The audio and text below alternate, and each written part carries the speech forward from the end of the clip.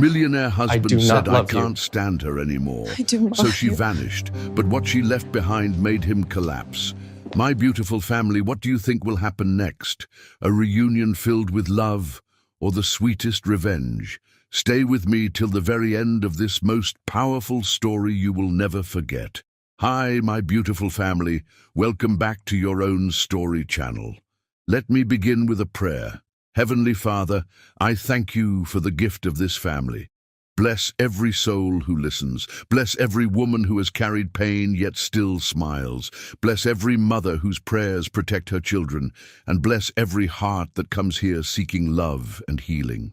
Lord, give them strength in weakness, light in darkness, and joy that no one can take away. But family, I must open my heart with truth. For many days now I have seen some of you leaving the stories halfway. You don't know how much this wounds me. Every word I write, every line I build, is my heart poured out for you. When you leave, it feels like my love is not enough, like my hard work is unseen. That pain is heavy, but still, I choose love. I know those who are new may carry doubts. Maybe trust is hard for them, but my family, trust is born when love is real. And my love for you has never once been fake. I stay, I write, I pray, and I give you stories that carry not just words, but pieces of my soul. So today I ask you gently, if your heart is true, write present. If your love is real, write, I am with Mr. Peter. Arsenio Barrett had everything money could buy, except the ability to see that his wife was dying right in front of him. Tonight was supposed to be perfect. Their 5th anniversary celebration sparkled across the Manhattan penthouse like something from a fairy tale. Crystal chandeliers casting rainbows on ivory walls, imported roses perfuming the air, and 50 of the city's most powerful people toasting their enduring love story. What a joke. Shirley Harris Barrett stood at the edge of their living room, watching her husband charm everyone except her. She pressed one hand against her still flat stomach where their secret grew, 8 weeks and 3 days of pure miracle, while her other hand gripped her champagne flute so tightly her knuckles had gone white. She'd been trying to get Arsenio alone all evening to share the news that would change their lives forever, but he moved through the party like she was invisible furniture. Shirley, darling. Regina Whitmore, wife of Arsenio's biggest competitor, swept over in a cloud of expensive perfume and fake concern. You look absolutely radiant tonight. That sapphire dress brings out your eyes beautifully. Thank you, Shirley managed, forcing her practiced smile. The dress had been a calculated choice, the same one she'd worn on their first date 5 years ago, when Arsenio couldn't keep his hands off her, when he'd whispered that she was the most beautiful woman he'd ever seen. And how are things with you two lovebirds? Regina's eyes glittered with the hungry curiosity of someone hoping for gossip, still as madly in love as ever. Before Shirley could answer, Arsenio's laughter cut across the room like broken glass. She turned to see him surrounded by his usual circle of business associates and investors, his green eyes bright with the kind of passion he used to reserve for her. Now it was all for deals, mergers, and profit margins. "Children?" James Morrison, Arsenio's business partner, was saying loudly enough for half the party to hear. "When are you and Shirley going to give us some little Barretts to spoil?" The question hung in the air like smoke. Shirley's breath caught in her throat. This was it. The perfect moment for Arsenio to turn to her with love in his eyes, to pull her close and let her share their beautiful secret with the world. Instead, Arsenio's face twisted with something that looked like disgust. "Children?" He took a long drink of his whiskey, his voice carrying that particular tone he used when discussing failed investments. "With her? Have you seen Shirley lately, James? She can barely handle being a wife, let alone a mother." Honestly. He glanced around the circle, ensuring he had their full attention before delivering the killing blow. "I can't even stand being in the same room with her anymore. She's become this pathetic, clingy thing, like furniture that keeps rearranging itself, hoping you'll notice." The laughter that followed felt like acid in Shirley's veins. Her champagne glass slipped from numb fingers, shattering against the marble floor in an explosion of crystal and golden wine. The sound cut through the party chatter like a gunshot. 50 pairs of eyes turned toward her, including Arsenio's, and for one breathtaking moment she saw something flicker across his face. Surprise, recognition, guilt, but it vanished so quickly she might have imagined it. "Careful there," he said with the same tone he'd use for a clumsy waitress, already turning back to his conversation. "Someone clean that up." Shirley stood frozen in the center of their anniversary party, surrounded by the wreckage of her shattered glass and her even more shattered heart. The baby, their baby, fluttered in her womb like a butterfly trapped in a hurricane, and she wondered if even an unborn child could feel its mother's heart breaking. "Excuse me," she whispered to no one in particular, because apparently no one was listening anyway. She walked through their penthouse on legs that felt like they belonged to someone else, past the photos of their wedding day, where Arsenio gazed at her like she was his whole world, past the kitchen where he used to dance with her while making Sunday morning pancakes, past the piano where she used to play the song he wrote for her during their honeymoon. All of it felt like evidence from someone else's life. In their master bedroom, Shirley sank onto the edge of their California king bed and stared at her reflection in the mirror across the room. The woman looking back at her wore a designer dress that cost more than most people's cars, flawless makeup applied by a professional, and jewelry that could fund a small country. She looked like the perfect billionaire's wife. She looked absolutely miserable. Her hands trembled as she reached for the drawer of her nightstand, pulling out the positive pregnancy test she'd been hiding there for weeks. 2 pink lines that represented everything she'd ever wanted. A family with the man she loved more than breathing. She'd imagined this moment 1,000 times. Arsenio's face lighting up with joy, his strong hands spanning her belly, his voice thick with emotion as he whispered promises to their unborn child. Instead, he'd just announced to 50 people that the thought of having children with her made him sick. "He doesn't know," she whispered to the empty room, her voice breaking. "He doesn't know about you, sweetheart." But even as she said it, a terrible truth crystallized in her mind like ice forming on glass. It wouldn't matter if he knew. The man who'd just humiliated her in front of half of Manhattan society, who looked at her like she was an annoying obligation, who couldn't stand being in the same room with her, that man would never want their baby any more than he wanted her. The party continued downstairs, Arsenio's laughter floating up through the floors like mockery. Shirley closed her eyes and made a decision that would change everything. She was done being furniture in her own life. From the nightstand drawer, she pulled out a leather-bound journal, the same one where she'd been writing letters to Arsenio that she never had the courage to give him. Letters about how much she loved him, how proud she was of his success, how desperately she missed the man who used to see her as his equal partner instead of an expensive accessory. Tonight, she would write one final letter. But this one would be different. This one would be goodbye. As Shirley began to write, her tears falling onto paper like rain, she didn't notice Arsenio's business associate step out onto their private terrace to take a phone call. She didn't see him pause outside their bedroom window, his face growing pale as he overheard her whispered words to her unborn child. And she certainly didn't know that in exactly 72 hours, that phone call would set into motion a chain of events that would destroy everything Arsenio Barrett had ever built, starting with the most precious thing he'd never realized he had. Chapter 2. The Letters of a Broken Heart. The cruelest thing about loving someone who doesn't love you back is that hope dies slowly, one small betrayal at a time. Shirley stared at the blank page in her journal, her pen hovering over paper like a sword over a dying dream. Downstairs, the anniversary party was finally winding down. She could hear car doors slamming, engines starting, the last of their guests fleeing the scene of her public execution. In a few minutes, Arsenio would come upstairs, probably drunk, definitely pleased with himself for closing another business deal while his wife's heart bled out on their Italian marble floors. 3 days had passed since the party, and he still hadn't asked why she'd been so quiet, why she barely ate, why she flinched every time he spoke to her. The man who used to notice when she got a haircut couldn't be bothered to notice that his wife was drowning.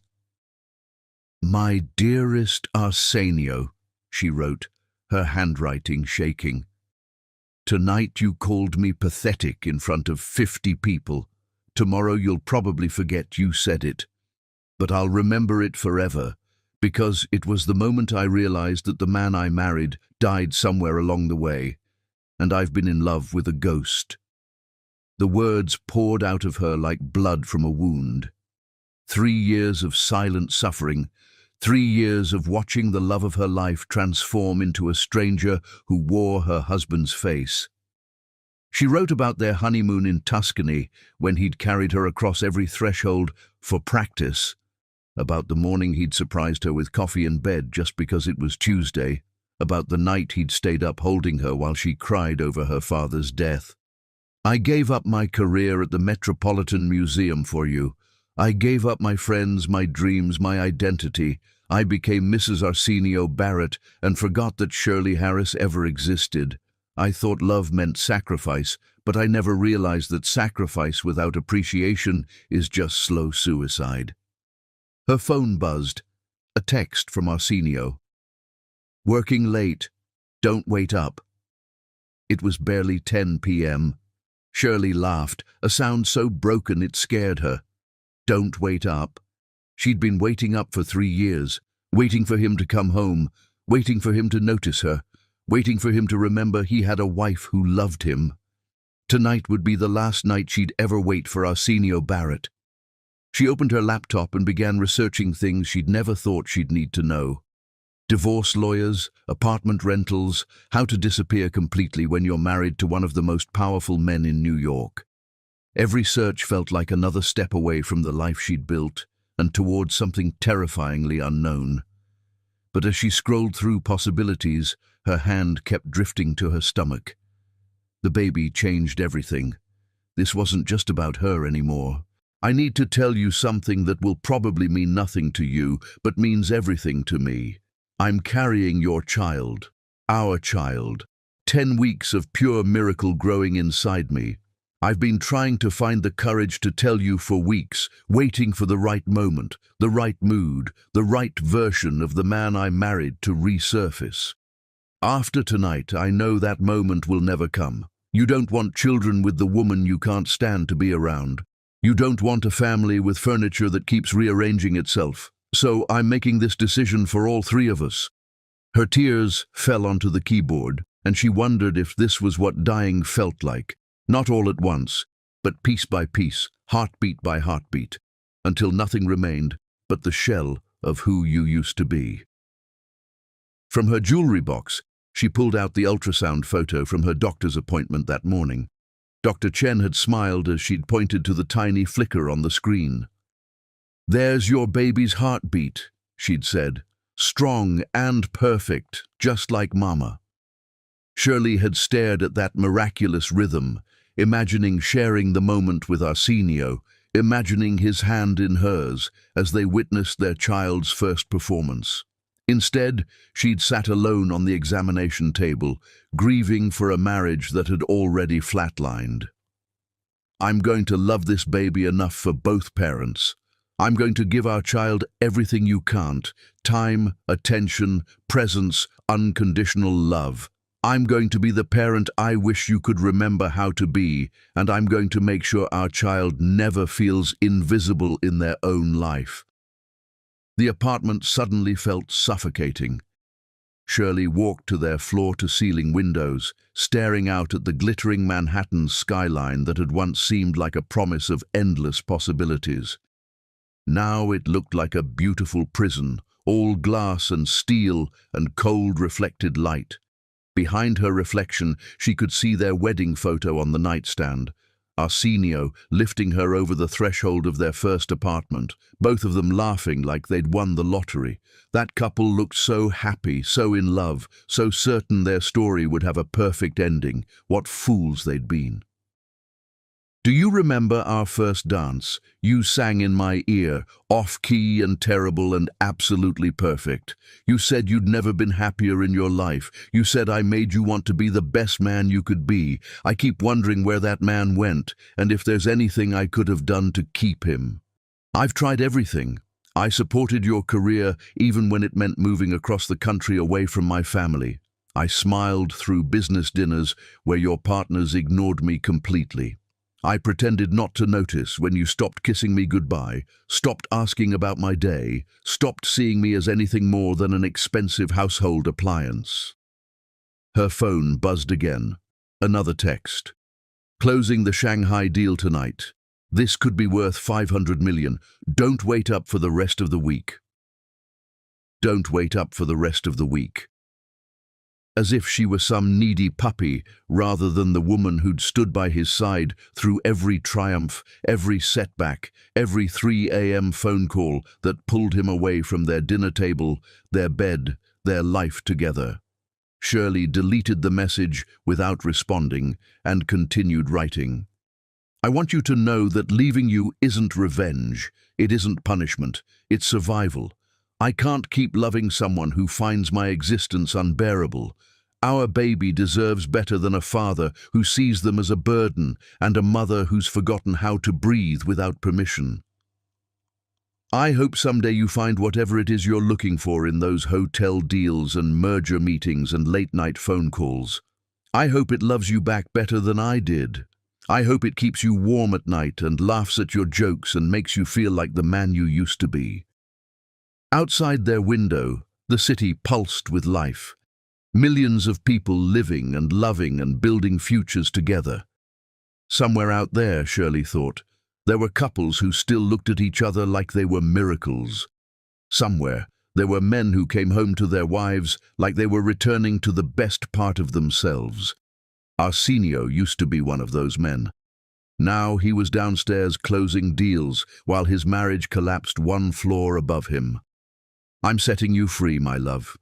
Free from the wife you can't stand, free from the responsibility of pretending to care about my feelings, free from having to share your precious time with someone you consider pathetic and clingy. Consider this my final gift to the man I'll love until my last breath, even if he can't love me back. Take care of yourself, Arsenio, and if you ever remember who we used to be, who we could have been, don't look for us. Some broken things can't be fixed, no matter how much love you throw at them.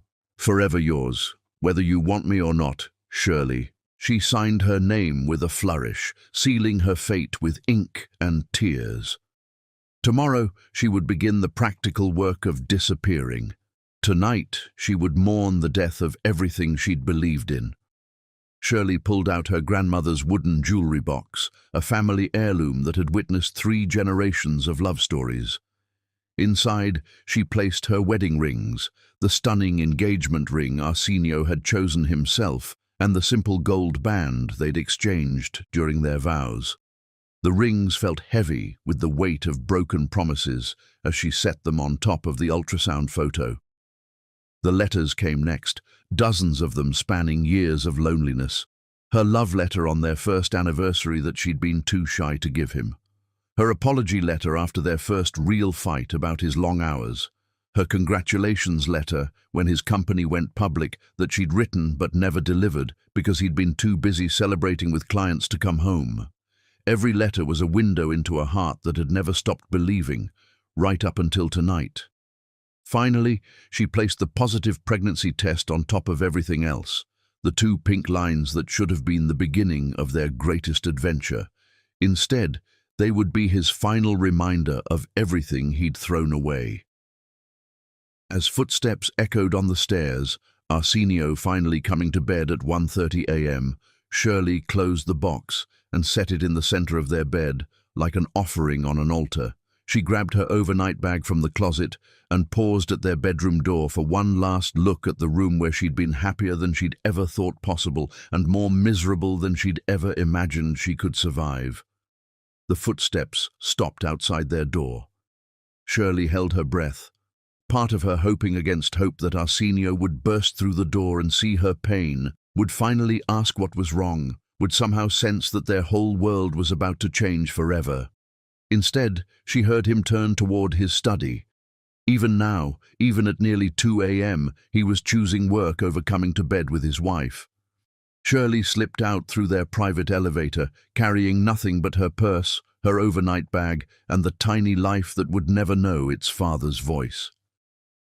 As the elevator descended through the building that had been her home for 3 years, she whispered a promise to the child growing inside her. "I'll love you enough for both of us, baby. I promise." What she didn't know was that Arsenio's business associate, David Kim, was already 3 blocks away, making a phone call that would change everything. The conversation he'd overheard from the terrace, Shirley's whispered words about the baby, hadn't been an accident.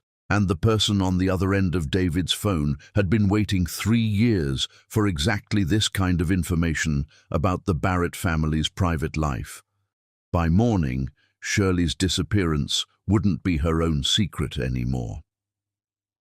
Chapter 3. The Discovery. Some victories taste like poison the moment you achieve them. Arsenio Barrett stood in the marble foyer of his penthouse at 6:47 a.m., still wearing his tuxedo from the night before, holding a crystal tumbler of whiskey that had become his breakfast of choice. The Shanghai deal was done. $500 million richer, 3 new luxury resorts secured, his empire expanded across 2 continents. He should have been celebrating. Instead, he felt empty. The penthouse stretched around him like a museum of his success. Italian marble floors that cost more than most people's houses. Original Picassos hanging on walls that had never heard genuine laughter. Floor-to-ceiling windows offering a view of Manhattan that made him feel like a king ruling over an empty kingdom. Everything was perfect, pristine, and utterly lifeless. Just like his marriage. The thought sliced through his hangover like a blade. Where was Shirley? Usually she'd be in the kitchen by now, making his coffee the way he liked it, reading the financial papers so she could ask intelligent questions about his deals. Even when he barely acknowledged her efforts, she still tried to be part of his world. "Shirley?" His voice echoed through the empty space.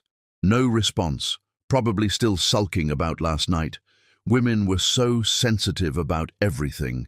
Couldn't take a joke, couldn't handle a little honest conversation between men. She'd get over it. She always did. That was the thing about Shirley. No matter how he treated her, she always forgave him, always came back with that hopeful smile that used to charm him and now just irritated him. Arsenio climbed the spiral staircase to their bedroom, loosening his bow tie and already planning his next conquest. The Tokyo deal was up for negotiation next week, and the Dubai project needed his attention. Success was a drug, and he was completely addicted to the high. He pushed open their bedroom door, expecting to find Shirley asleep, or maybe waiting up to apologize for embarrassing him at the party. What he found instead stopped his blood cold. The room was wrong, subtly, devastatingly wrong. Her perfume bottles were missing from the vanity. The romance novel she'd been reading was gone from her nightstand. Her jewelry box, the antique wooden one that had belonged to her grandmother, sat empty and open like a mouth screaming silently. But it was the object on their bed that made his legs give out. Another wooden box, smaller and infinitely more dangerous, sat in the exact center of their California King mattress like an executioner's block. What the hell? Arsenio's whiskey tumbler slipped from his fingers, shattering against the marble floor in an echo of Shirley's champagne glass from the night before.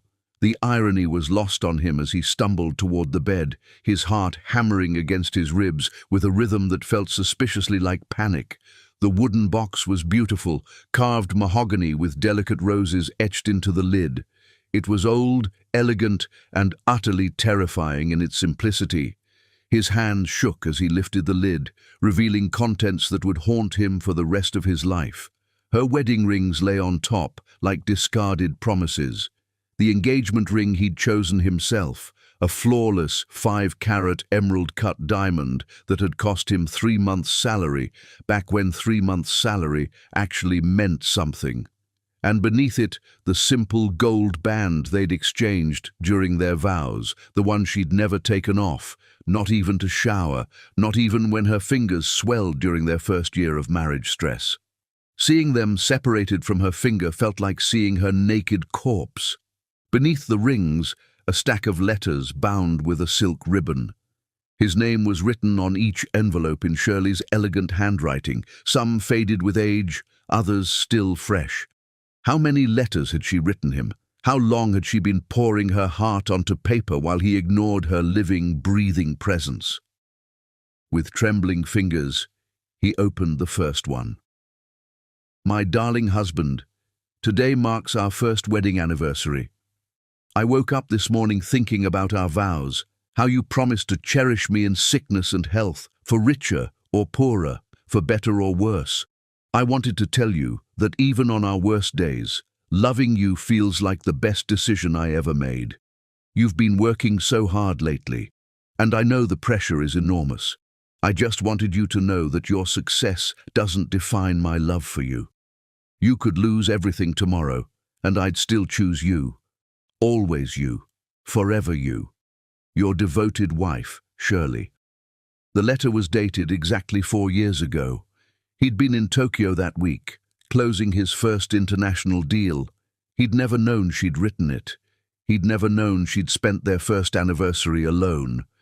His hands shook as he reached for the second letter. My dearest Arsenio, today you forgot my birthday. I know you didn't mean to. You've been so busy with the merger. But I spent the entire day hoping you'd remember, hoping you'd surprise me, hoping you'd come home with flowers and that sheepish grin you used to give me when you knew you'd messed up. Instead, you called at midnight to say you'd be in Chicago for another 3 days. I cried myself to sleep, holding the birthday gift you'll never know I bought for you, a vintage watch like the one your father wore. I wrapped it anyway. It's still in my closet, waiting for a celebration that will never come. I love you anyway. I always love you anyway. Shirley. Arsenio's chest felt like it was caving in. He remembered that Chicago trip. He'd closed the Peterson account and celebrated with champagne and caviar in his hotel suite. He'd never called home. He'd completely forgotten it was her birthday. How many birthdays had he missed? How many anniversaries had passed unnoticed while he chased deals and profit margins and the endless, insatiable hunger for more? Letter after letter revealed the woman he'd married and systematically destroyed. Each one was a window into a heart that had loved him completely, unconditionally, desperately, and each one was a knife in his chest as he realized what he'd thrown away. Today you came home and found me crying because my mother called to say Dad's cancer is getting worse. You asked if it was something important, and when I tried to explain, you said, "Can this wait? I have calls to make." I watched you walk away to your study, and for the first time in our marriage, I felt completely alone. Dad used to say that marriage meant never having to face anything by yourself. I think he was wrong. You missed my art show opening tonight. I know the London acquisition was important, but I'd been working on that exhibition for 8 months. It was my first show since we got married, and I wanted so badly for you to be proud of me. Instead, I stood there explaining to everyone why my husband couldn't be bothered to come. Mrs. Patterson asked if you even knew I was an artist. I realized I couldn't answer her because I'm not sure you remember who I was before I became your wife. Last night you made love to me, but you never looked at me, not once. Afterward, you rolled over and immediately started checking emails. I lay there wondering if I was just another business transaction to complete, another item to check off your daily list. This morning I found the lingerie I'd bought to surprise you still in its bag, tags on. You never noticed I was wearing it. I don't think you'd notice if I disappeared entirely. The final letter in the stack was different, shorter, simpler, and infinitely more devastating. My beloved Arsenio, by the time you read this, I'll be gone. I can't watch you not love me anymore. I can't keep hoping you'll remember who we used to be. Most importantly, I can't raise our baby in a house where love is treated like a weakness and attention is rationed like a scarce commodity. Our baby Arsenio, I'm 12 weeks pregnant with your child, the family you said you couldn't imagine having with me. I was going to tell you at the party, but you made it clear how you feel about the thought of children with the woman you can't stand to be around. I'm not leaving to punish you. I'm leaving to protect myself and our child from a man who's forgotten how to love anything except his bank account. Maybe someday you'll remember who you used to be. When that day comes, if it comes, don't look for us. Some broken things can't be fixed, and I refuse to keep cutting myself on the pieces. I never stopped believing in us until the day you stopped believing in me. Goodbye, my love. Take care of yourself, Shirley. Arsenio read the letter 3 times before the words penetrated the wall of shock surrounding his brain. Pregnant. She was pregnant. Had been pregnant during the party when he'd said, "Oh God." The sound that came out of his throat was barely human. "Oh God, what have I done?" At the bottom of the box, wrapped in tissue paper like a sacred relic, lay a small framed photograph. Their wedding day. The moment right after their first kiss as husband and wife. In the picture, Arsenio was looking at Shirley like she was the sun, and she was gazing back at him like he'd hung the stars. They looked drunk on love, high on possibility, certain that nothing could ever touch the magic they'd found in each other. He turned the frame over with shaking hands and found her final message, written in the same elegant script that had filled every love letter. I never stopped believing in us until the day you stopped believing in me.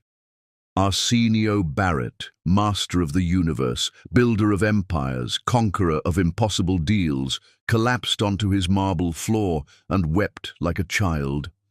He cried for the woman who'd loved him when he had nothing to offer but dreams.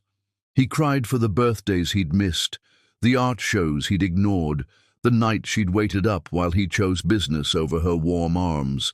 He cried for his unborn child, who would grow up thinking Daddy didn't want them. Most of all, he cried because somewhere in his relentless pursuit of more, he'd lost track of everything that actually mattered. His phone rang. Probably another deal, another opportunity, another chance to build his fortune while his family crumbled around him.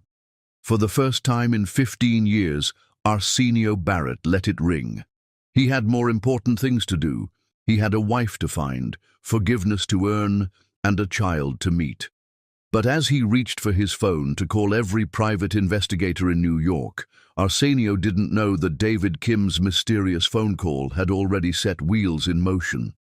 Someone had been waiting 3 years for Shirley to finally break, and they'd already moved to ensure that when Arsenio started looking for his wife, he'd find much more than he bargained for, because the Barrett family's private pain was about to become very public business. Chapter 4. The Empire Crumbles. When a man who has never begged for anything in his life finally falls to his knees, the whole world stops to watch him break.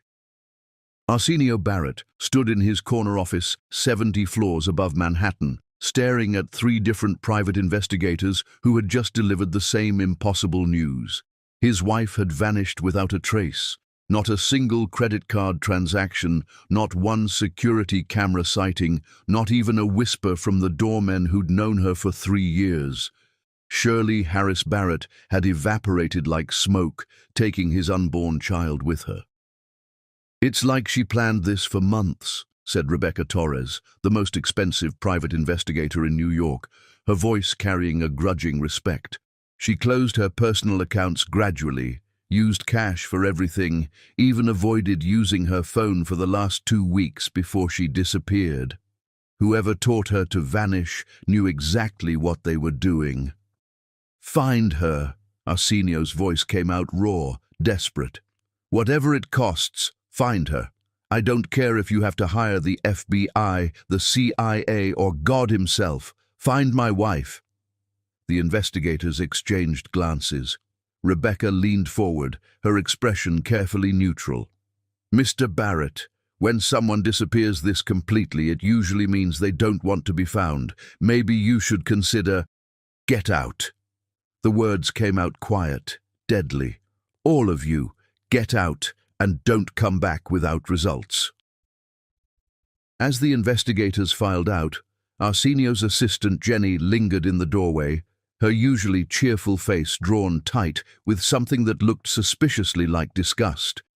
She'd been with the company for 2 years, had watched him build his empire from the inside, and had always admired his ruthless efficiency.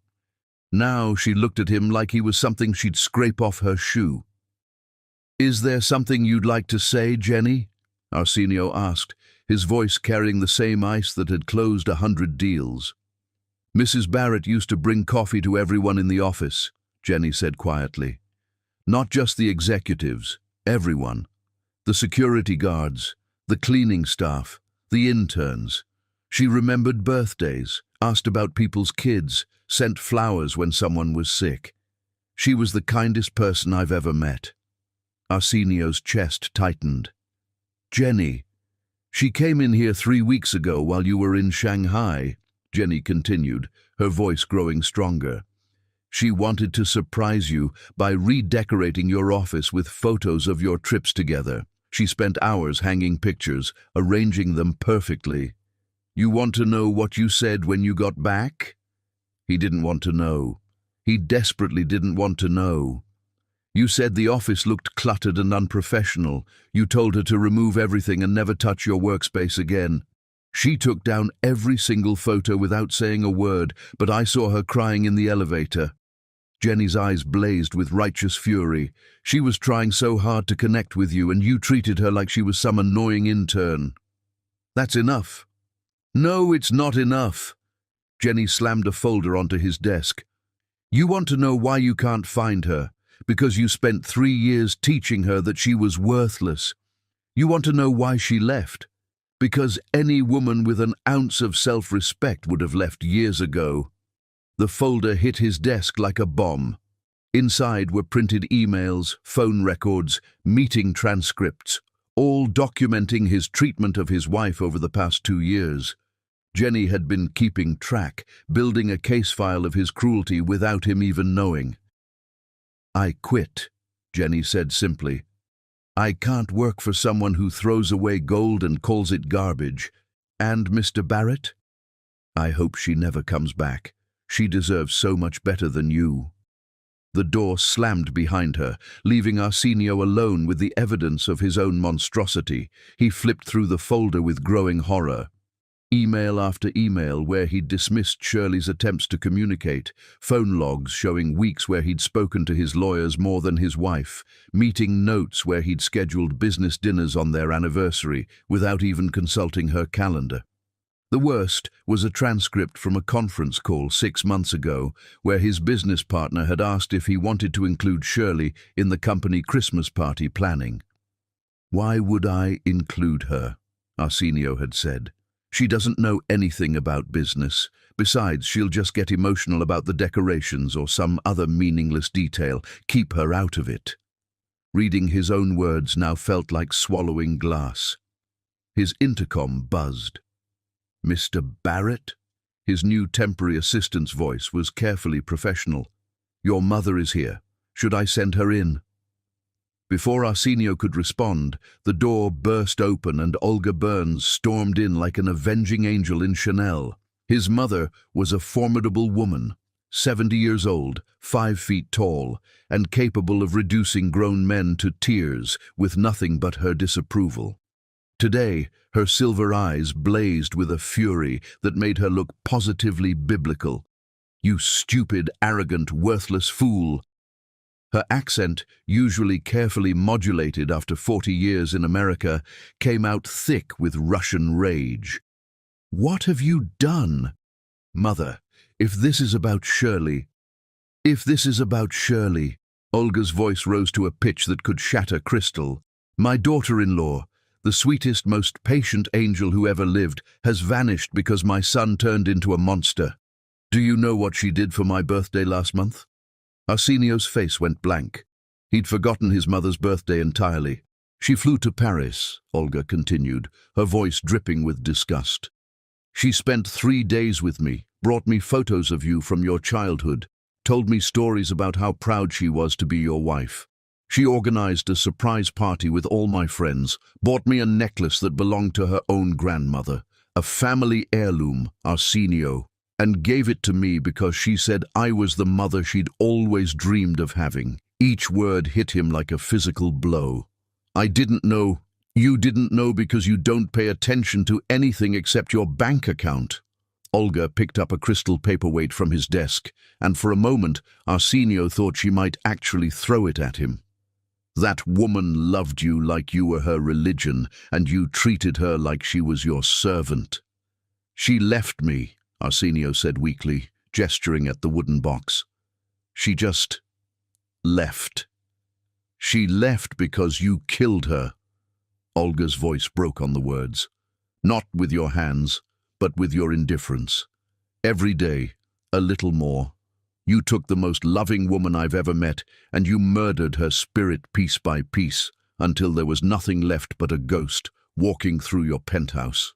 Arsenio sank into his chair, the fight draining out of him like air from a punctured balloon. I know. God help me, I know. I found her letters, Mother. Years of letters I never read, never received, never knew existed. She was trying to reach me, and I was too blind to see. Letters? Olga's fury faltered for a moment, replaced by something that might have been hope. What kind of letters? He handed her the stack, watching his mother's face crumble as she read.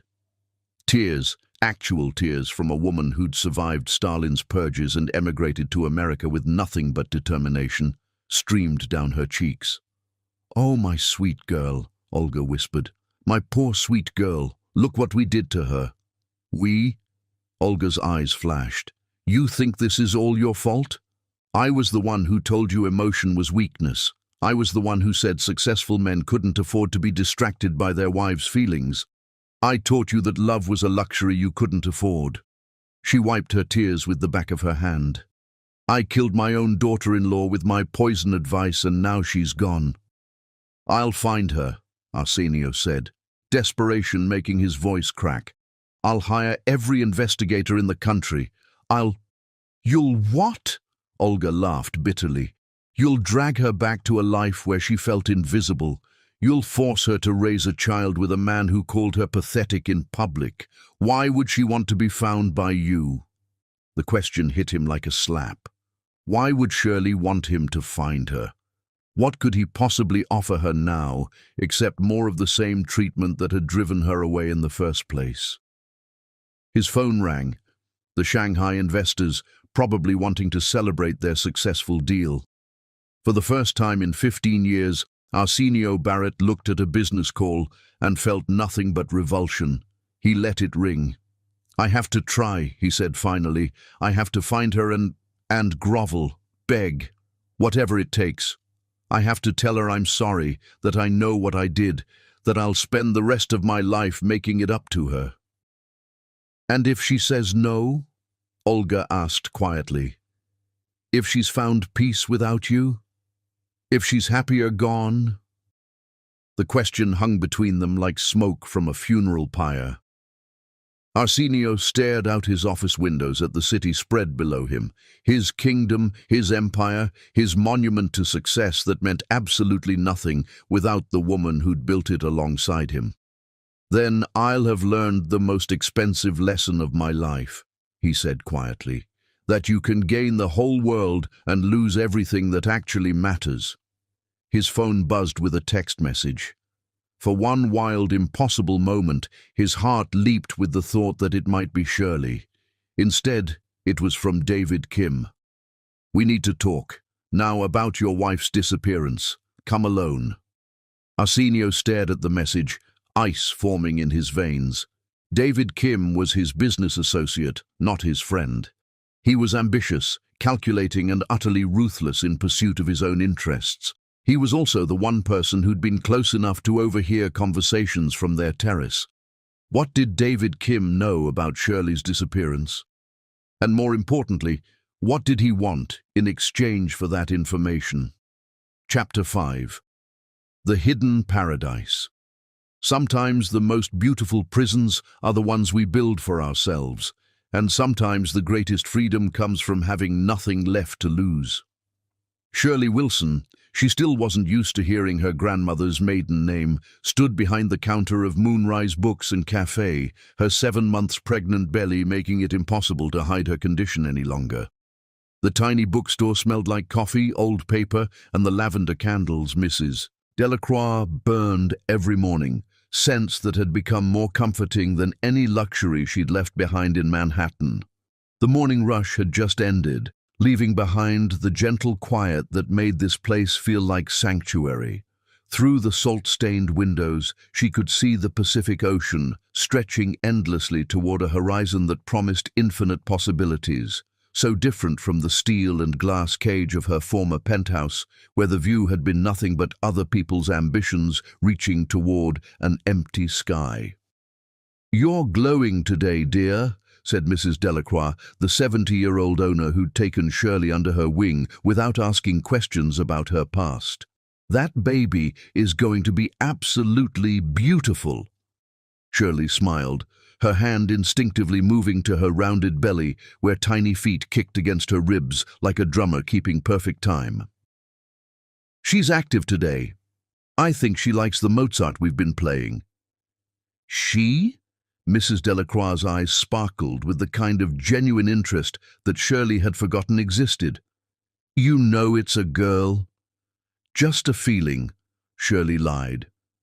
She knew because Dr. Martinez at the local clinic had told her last week during her checkup. A healthy baby girl with strong lungs and her father's stubborn heartbeat. Shirley had cried in the parking lot afterward, not from sadness, but from the overwhelming realization that she was going to be someone's mother, someone's whole world, someone's safe harbor in the storm. Her daughter would never feel invisible. The truth was more complicated than a feeling.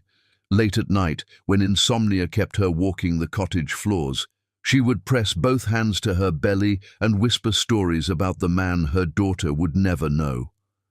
"Your daddy has the most beautiful green eyes," she'd say to the darkness. "He used to write me poetry on hotel napkins when we were dating. He once drove 4 hours through a snowstorm just to bring me soup when I had the flu." These midnight confessions were her way of keeping Arsenio alive for their child, even as she tried to bury him in her own heart. The bell above the door chimed, and Tommy Rodriguez burst in like a small hurricane, his backpack trailing papers and his face bright with excitement. At 7 years old, Tommy was her favorite customer. A boy whose single mother worked 2 jobs and couldn't always afford new books, so Shirley had started the Reading Champion program, where kids could earn free books by helping around the store. "Miss Wilson! Miss Wilson!" Tommy bounced on his toes, practically vibrating with energy. "I finished the dragon book. Can I start the wizard one now? Please?" "Of course you can, champion." Shirley reached behind the counter for the book she'd already set aside for him. "But first, tell me what you learned about friendship from the dragon story." Tommy's face grew serious, the way children's faces do when they're sharing something important. The dragon wasn't really mean. He was just lonely and scared, so he acted mean to protect himself. But when the knight showed him kindness instead of fighting, the dragon remembered how to be good again. Shirley's throat tightened. From the mouth of babes came wisdom that cut straight to the bone. "That's very wise, Tommy." "Are you crying, Miss Wilson?" Tommy's small face scrunched with concern. "Did I say something wrong?" "No, sweetheart." She wiped her eyes, forcing a smile. "You said something very right. Sometimes grown-ups forget how to be kind, and it takes someone special to remind them." "Like how you remind everyone?" Tommy asked with the innocent honesty that only children possess. "Mama says you make everyone in town feel special. She says you're like sunshine in a person." Sunshine in a person. The phrase hit her like a revelation. If only Arsenio could see her through this child's eyes, not as pathetic furniture, but as someone who brought light to other people's lives. Here in Moonrise Bay, she'd discovered parts of herself that had been buried under years of trying to be the perfect billionaire's wife. She taught art classes at the community centre on Thursday evenings, helped elderly Mrs. Patterson with her grocery shopping every Tuesday, and had become the unofficial keeper of everyone's secrets and sorrows. In Manhattan, she'd been Mrs. Arsenio Barrett, a title that came with expectations but no real identity. Here she was simply Shirley, and that was enough. More than enough. "Tommy, would you like to help me with story time today?" Shirley asked, needing to focus on something other than the past that still haunted her dreams. "We're reading about brave princesses who save themselves." "Girls can be brave?" Tommy's eyes went wide. "Like really brave? Like fighting dragons brave?" "Especially girls," Shirley said firmly. "Sometimes the bravest thing a princess can do is walk away from a tower that's not treating her like the treasure she is." The afternoon reading circle had grown since she'd started it 3 months ago. What began with just Tommy and 2 other children had expanded to include nearly a dozen kids whose parents drove from neighboring towns just so their children could experience Shirley's storytelling magic. She had a gift for making each child feel like the hero of their own adventure, for helping them see that strength came in many forms. As Tommy settled into the reading corner with the other children who'd gathered for afternoon story time, Shirley felt the familiar ache of wondering what her daughter's childhood would look like. Would she be brave like these storybook princesses? Would she believe in her own worth the way her mother was finally learning to? Would she grow up knowing she was wanted, cherished, celebrated for exactly who she was? Most importantly, would she ever wonder why her father never came looking for them? The thought still hurt, even after 7 months. Part of her, the foolish, romantic part that had fallen in love with a man who wrote her poetry and brought her wildflowers, still hoped that Arsenio would move heaven and earth to find them, that he'd realized what he'd lost and would come charging through that bookstore door like a knight in shining armor, ready to fight for their love. But the practical part of her, the part that had learned to read the weather in his moods and navigate the storms of his indifference, knew better. Arsenio Barrett didn't fight for anything that didn't have a clear return on investment, and she'd proven definitively that loving her was a losing proposition. During her darkest moments, usually around 3 a.m. when the baby's kicking kept her awake and the cottage felt too quiet, she would allow herself to imagine what it would be like if he walked through that door. Would he be angry, relieved? Would he even recognize the woman she'd become, this stronger version of herself who could change a flat tire and balance a budget and make children laugh until their bellies hurt? Sometimes she practiced the conversation in her mirror, trying on different versions of forgiveness and fury, testing how the words would taste in her mouth. But every imagined reunion ended the same way, with her realizing that the man she'd fallen in love with had never really existed, and the man who'd destroyed their marriage wasn't someone she wanted in her daughter's life. Miss Wilson, 8-year-old Lucy Martinez, tugged on her skirt, pulling her back to the present. The story says the princess waited for the prince to rescue her, but what if the prince never came? What if he forgot about her? Shirley knelt down carefully, meeting the little girl's serious brown eyes. Then the princess would have to rescue herself, wouldn't she? And you know what? She'd discover she was stronger than she ever imagined. But what about love? Lucy persisted with the relentless curiosity of childhood. Don't princesses need love? Love comes in many forms, sweetheart.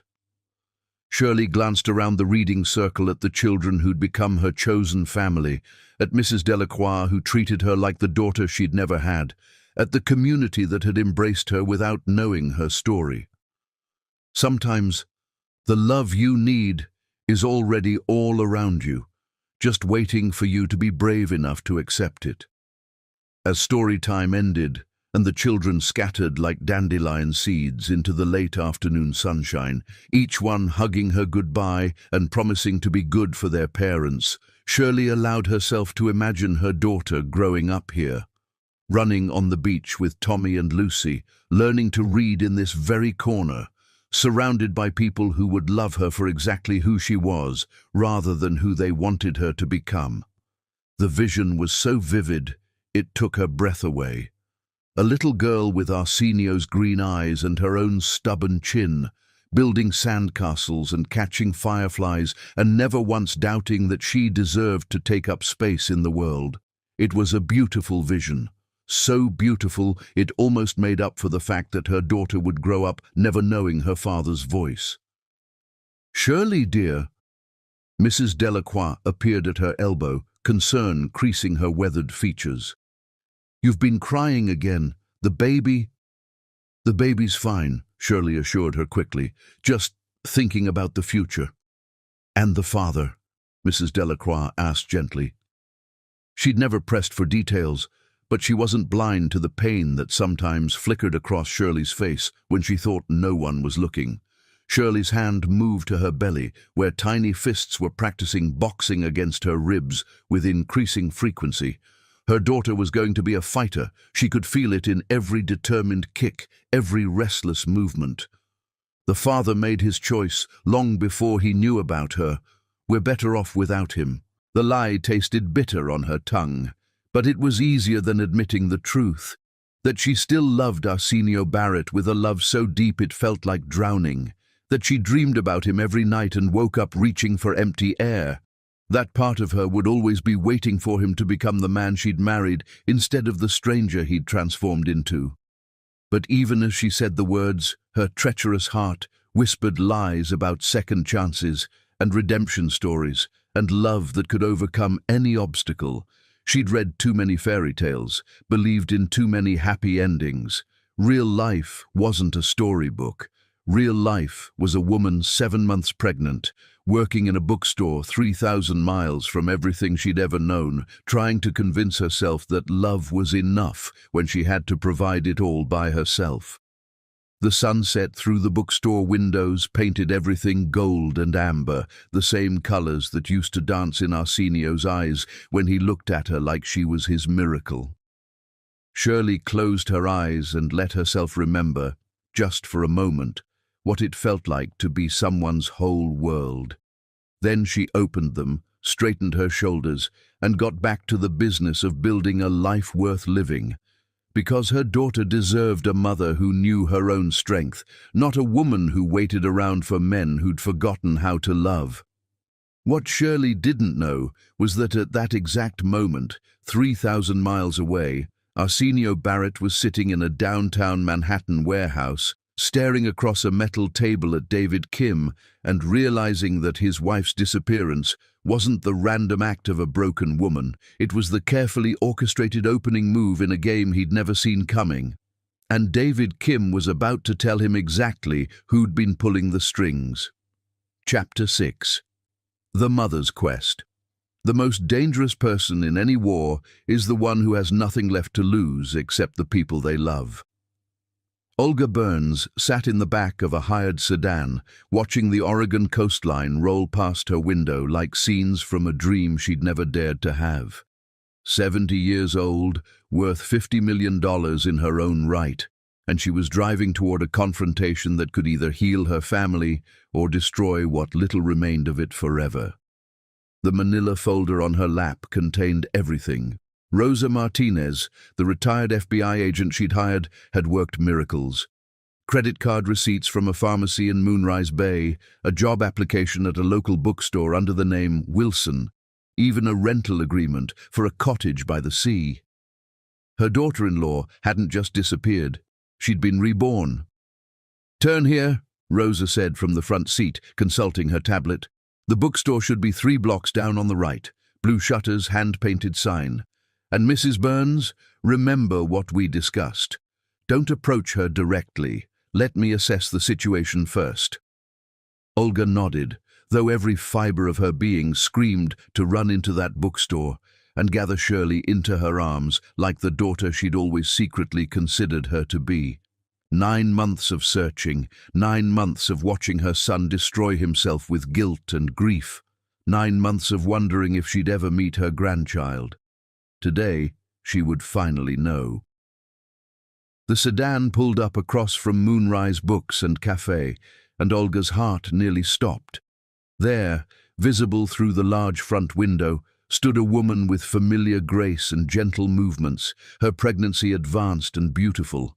Even from a distance, even with her hair longer and her clothes simpler, Olga would have recognized Shirley anywhere. "Is that her?" Rosa asked softly. "That's my daughter," Olga whispered, tears already blurring her vision. "My sweet, precious daughter." Through the window they watched Shirley moving between tables, serving coffee to customers with the same natural warmth she'd brought to Barrett family gatherings. She was laughing at something a customer said, her whole face lighting up in a way Olga hadn't seen in years. Even heavily pregnant, even living in exile from everything she'd known, Shirley radiated a peace that had been missing from her life as Mrs. Barrett. "She looks happy," Rosa observed carefully. "She looks free," Olga corrected, the words coming out like a confession. "For the first time since I've known her, she looks completely free." The observation cut deep. How had she helped create a prison so suffocating that escaping it required abandoning an entire identity? When had loving her son become synonymous with destroying the woman who made him whole? "There's something else," Rosa said, checking her notes. "I spoke to several people in town yesterday. They adore her, call her their sunshine girl. She teaches art classes to kids, volunteers at the senior center, has basically become the unofficial heart of this community. This isn't a woman hiding, Mrs. Burns. This is a woman who's found her home." The words should have brought Olga joy. Instead, they filled her with a grief so profound, it felt like drowning. Shirley hadn't just left New York, she'd flourished without them. What did that say about the life they'd offered her? What did it say about the family she'd married into? "I want to go in," Olga said suddenly. "Alone." "Mrs. Burns, we discussed this. I don't want to watch my daughter from a distance like she's some kind of specimen," Olga interrupted, her Russian accent thickening with emotion. "I want to hold her. I want to apologize. I want to meet my grandchild. And if she runs, if seeing you traumatizes her?" The question hung in the air like a challenge. Olga stared at Shirley through the window, 8 months pregnant, glowing with health and contentment, looking like a woman who'd finally learned to breathe freely. What right did she have to disrupt that peace? What right did any of them have to drag her back into the nightmare they'd helped create? But then Shirley moved, and Olga saw her profile clearly for the first time. Even in her happiness, even surrounded by people who clearly adored her, there was something in Shirley's expression, a shadow of longing, a flicker of sadness that crossed her face when she thought no one was looking. She was thinking about them, about him. "She still loves him," Olga whispered, the realization hitting her like lightning. "After everything, she still loves my stupid, blind son." "How can you tell?" "Because I know that look." Olga's hand pressed against the cool window glass. "I wore it for 20 years after my husband died. It's the look of a woman whose heart is in 2 places at once, grateful for the peace she's found, but grieving for the love she had to leave behind." Rosa studied Shirley's face through her binoculars. "You might be right. She touches her belly when she looks out the window like she's talking to the baby about someone. About its father." Olga's voice was certain. "She's telling that baby about Arsenio. Even after he broke her heart, she's keeping his memory alive for their child." The observation shattered something in Olga's chest. Even in exile, even carrying his baby alone, Shirley was protecting Arsenio's place in their child's life. The generosity of spirit it required was staggering. and completely in character for the woman who'd spent 5 years loving a man who'd forgotten how to love her back. "I have to talk to her," Olga said, reaching for the door handle. "Today. Now. Mrs. Burns. Rosa." Olga's voice carried the authority of a woman who'd survived revolution, immigration, and 50 years of New York society politics. "I've spent 9 months wondering if my grandchild would ever know their grandmother's love. I've watched my son destroy himself with regret, while the woman who could heal him lives 3,000 miles away, alone and pregnant, and probably terrified about facing motherhood without support. I will not spend one more day being a coward." Before Rosa could stop her, Olga was out of the sedan and crossing the street with determination that would have made her ancestors proud. The bookstore's wind chimes sang in the ocean breeze like a welcoming song, and the hand-painted sign promised books, coffee, and stories worth telling. Through the window, she watched Shirley arrange a display of children's books about family, stories of grandparents and parents and babies who brought joy wherever they went. The irony was almost too painful to bear. Olga pushed open the door, setting off a cheerful bell that made Shirley look up from her work. For a moment, time stopped. Recognition flashed across Shirley's face like lightning, surprise, fear, joy, and terror all warring in her brown eyes. Her hands went instinctively to her belly, protecting her unborn daughter from whatever storm was about to break. "Hello, sweetheart," Olga said softly, her voice breaking on the endearment she'd never allowed herself to use when they were still family. "You look beautiful." Shirley's face went white as paper. "Olga, how did you... Why are you..." Her legs seemed to give out and she grabbed the counter for support. Oh God, is Arsenio here?" "No, darling, no, he doesn't know I found you." Olga moved slowly, carefully, like she was approaching a wounded animal. "But we need to talk. About the baby. About my son. About how we destroyed the best thing that ever happened to our family." "I can't," Shirley whispered, tears already streaming down her cheeks. "I can't go through this again. Please, Olga. Please don't make me go through this again." Mrs. Wilson. Mrs. Delacroix appeared from the back office, her grandmother's instincts activated by the distress in Shirley's voice. "Is everything all right? Who is this woman?" Shirley looked between the two women, one who represented her painful past, one who'd become her chosen family. For a moment, Olga saw her calculating escape routes, preparing to run again, to vanish into another new identity rather than face the Barrett family legacy.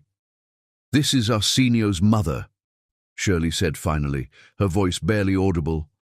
My former mother-in-law." Mrs. Delacroix's eyes narrowed with protective fury. "The family that hurt you? The ones who made you cry yourself to sleep for months? You have some nerve showing up here, lady." "Yes," Olga said simply, meeting the older woman's glare without flinching. "I do. Because that's my grandchild she's carrying, and my son is dying without them both. And because I've spent 9 months realizing that the biggest mistake of my life was not protecting her from the monster I helped create." The admission hung in the air like incense in a cathedral. Shirley's eyes went wide with shock. In 5 years of marriage, she'd never heard Olga Burns admit to being wrong about anything. "You came alone?" Shirley asked, her voice filled with disbelief. "I came to apologize," Olga said, her proud shoulders finally bowing under the weight of her guilt. "I came to beg forgiveness from the daughter I failed to protect. And I came to ask if there's any chance, any hope at all, that love might be stronger than the damage we've done." Outside the bookstore window, storm clouds gathered over Moonrise Bay like harbingers of the emotional tempest about to break. And 3,000 miles away, in a Manhattan warehouse, Arsenio Barrett was about to discover that David Kim's betrayal was just the beginning of a conspiracy that threatened to destroy not just his marriage, but everything he'd ever built. Because some secrets are worth killing for, and some people had been waiting years for the Barrett family to finally tear itself apart. Chapter 7. The Conspiracy Revealed. The worst betrayals come from the people who smile at your wedding and then spend years plotting your funeral. Arsenio Barrett sat across from David Kim in an abandoned warehouse in Queens, watching his supposed business partner light a cigarette with hands that shook slightly, the only sign that David understood exactly how dangerous this conversation was about to become. The warehouse smelled like rust, old concrete, and secrets that had been rotting in the dark for far too long. "Before I tell you what I know about your wife," David said, exhaling smoke like a dragon, preparing to burn down everything Arsenio thought he understood about his life. "You need to understand something about the Shanghai deal you're so proud of. It was never about the hotels." "What are you talking about?" Arsenio's voice came out harder than steel, but inside, ice was forming in his veins. David's smile held no warmth, just the cold satisfaction of a hunter who'd finally cornered his prey. "The Shanghai deal was about positioning you for a hostile takeover," David continued, his tone conversational, almost friendly. "See, some very powerful people have been watching Barrett luxury resorts for 3 years, waiting for the right moment to move. But they needed you distracted, isolated, vulnerable. They needed your judgment compromised." "You're insane." But even as Arsenio said it, pieces were clicking into place like bullets loading into a chamber.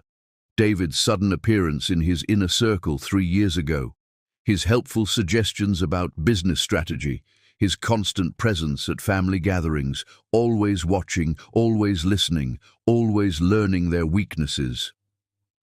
"Am I?" David pulled out a tablet, swiping to a series of photographs that made Arsenio's blood freeze. Pictures of him and Shirley at private dinners taken with a telephoto lens, audio transcripts of arguments they'd had in their own home, financial records showing every penny Shirley had spent, every place she'd gone, every friend she'd confided in. "You've been watching us," Arsenio whispered, his voice hollow with horror. "For 3 years you've been watching my wife." "Studying her," David corrected.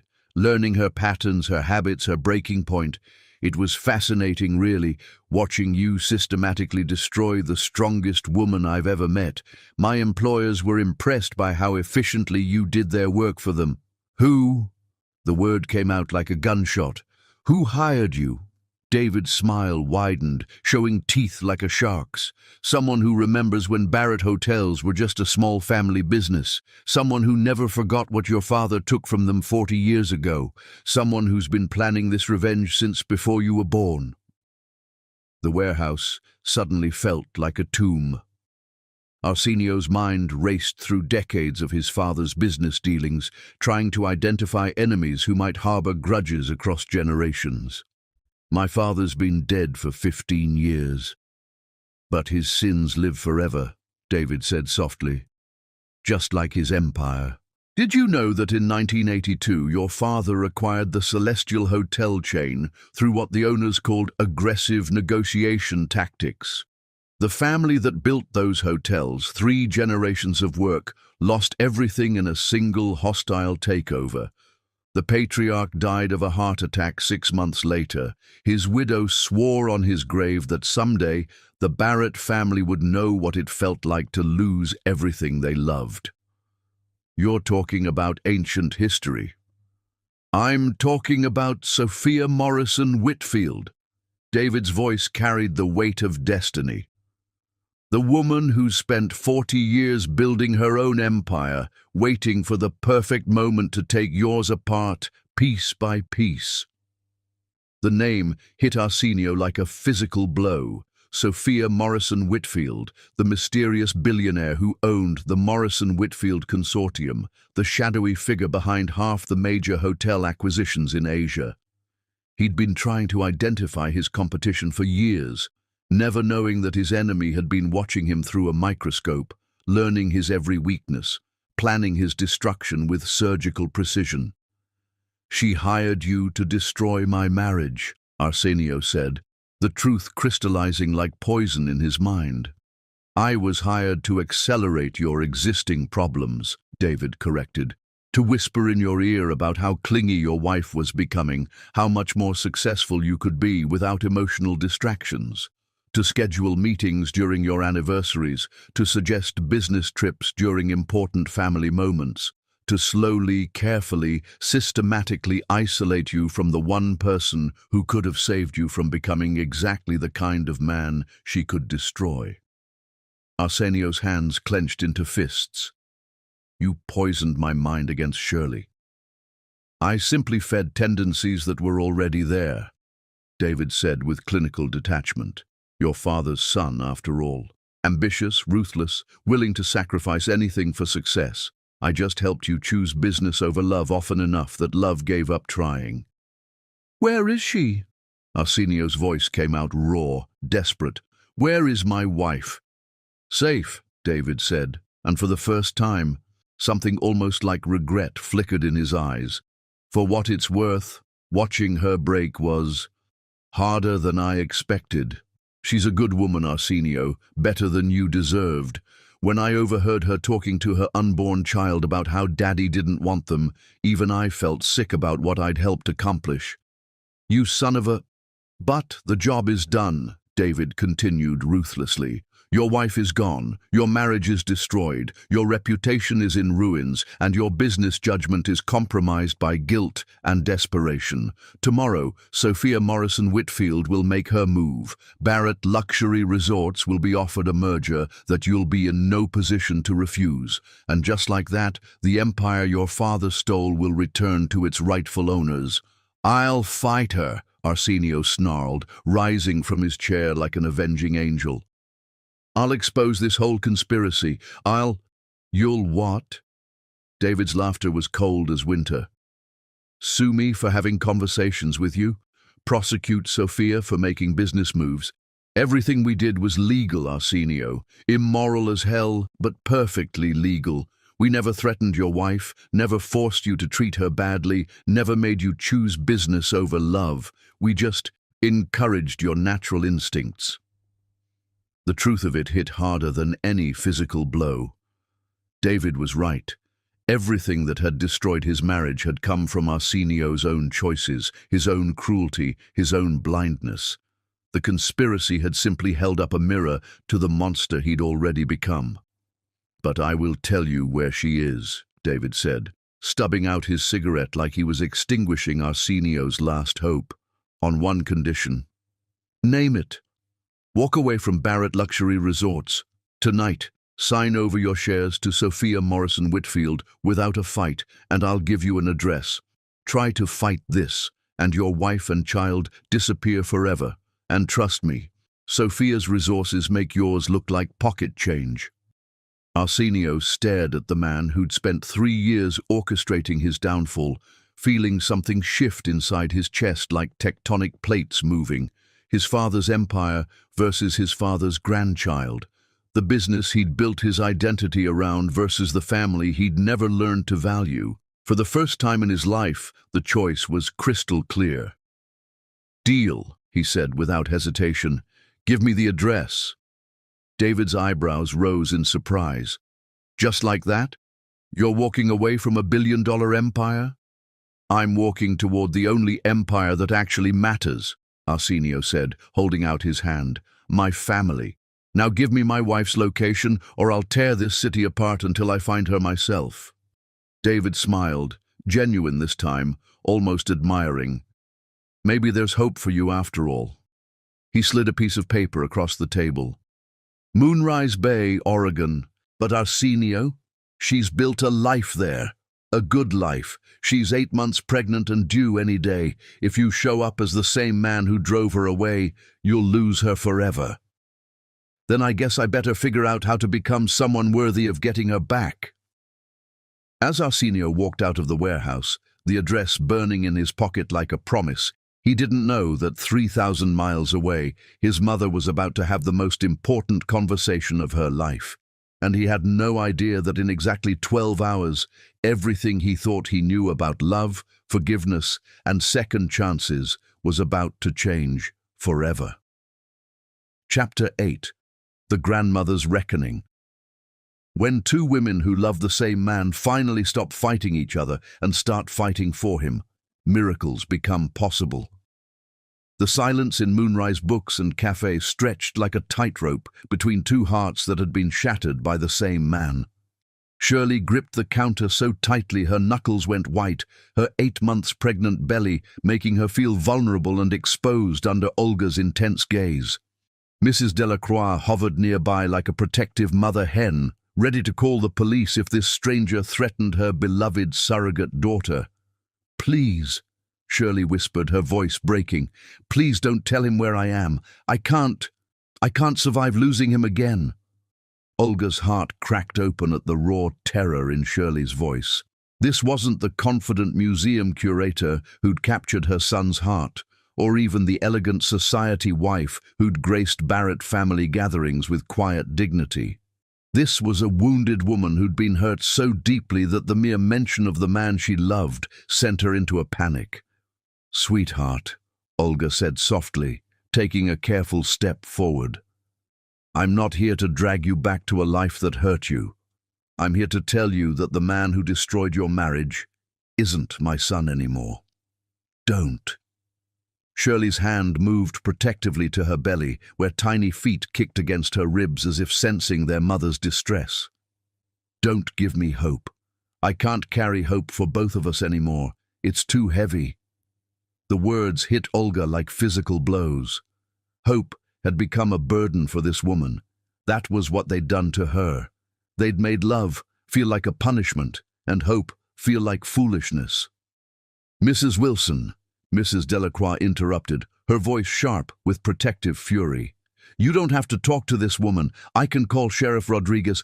"It's okay, Mrs. D," Shirley said quietly, though tears were streaming down her cheeks. She was family once, before everything fell apart." "Family doesn't abandon family," Mrs. Delacroix said pointedly, glaring at Olga. "Family doesn't let their children destroy the people they're supposed to love."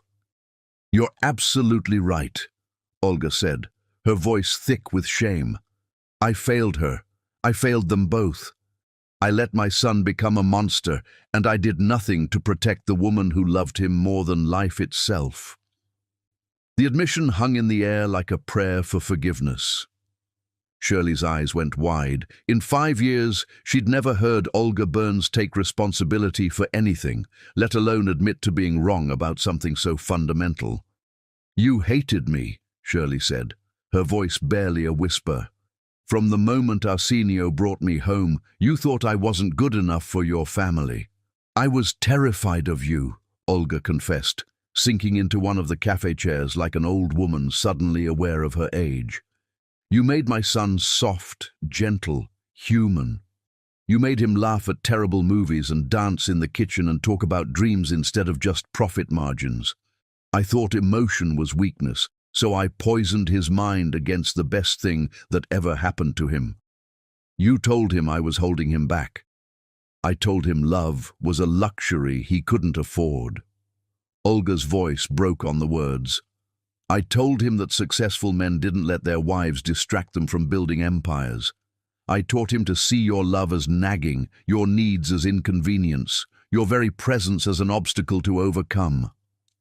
Shirley pressed both hands to her mouth, stifling a sob that came from someplace so deep it felt like it was tearing her soul in half. "Why are you telling me this now?" "Because I've spent 9 months watching my son destroy himself with guilt," Olga said, rising from her chair and moving closer to Shirley with the careful movements of someone approaching a wounded animal. "Because I've seen him lose 40 pounds, stop sleeping, turn his back on every business deal that used to define his existence. Because the man who used to care about nothing except money now spends his days reading the love letters you left him and crying like his heart has been ripped out." "Stop," Shirley whispered. "Please, stop." He sleeps in your closet, Olga continued relentlessly. Every night, surrounded by your clothes because it's the only place he can still smell your perfume. He carries your pregnancy test in his wallet, the one you left in that wooden box. He's shown it to me a dozen times, asking what he could have done differently, how he could have been so blind to something so precious. He said he couldn't stand me, Shirley said, her voice rising with years of suppressed pain. He said I was pathetic, clingy furniture that rearranged itself hoping to be noticed. He said he couldn't imagine having children with someone like me. He said those things because I taught him to say them, Olga said, her own voice breaking with shame. For 3 years, I whispered poison in his ear about how wives should know their place, how emotion was weakness, how successful men couldn't afford to be distracted by love. I turned my son into my late husband's ghost, cold, calculating, incapable of seeing past his own ambition. Mrs. Delacroix stepped forward, her protective instincts warring with her grandmother's heart as she saw Olga's genuine anguish.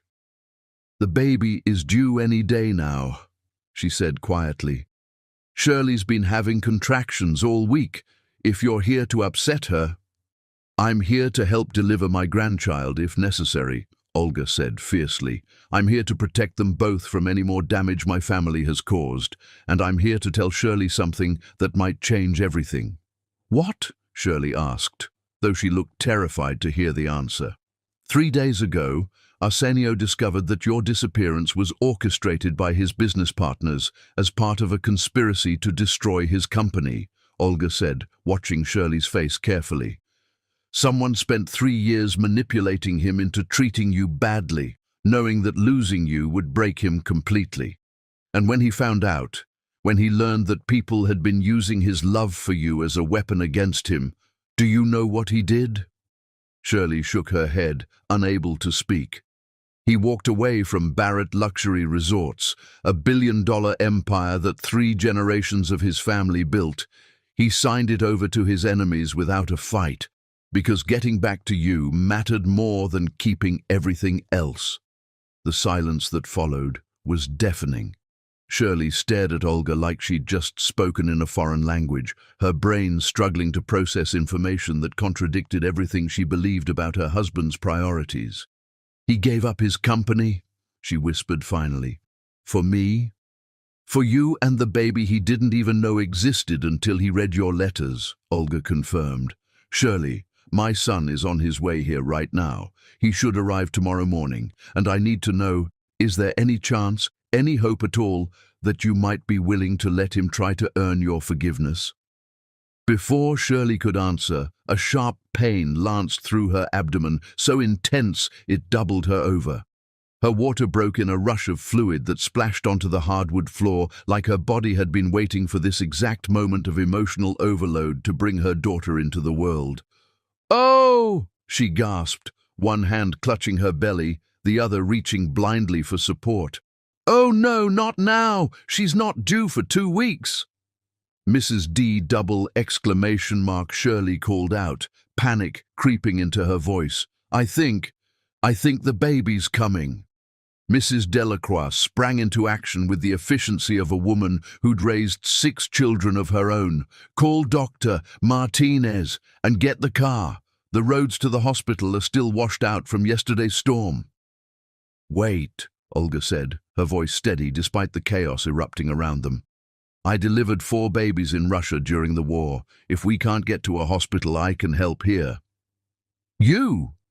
Shirley looked at her former mother-in-law with wild eyes. "You want to deliver your grandchild?" "I want to be here for you," Olga said simply. "The way I should have been for the last 3 years. The way a mother protects her daughter no matter what."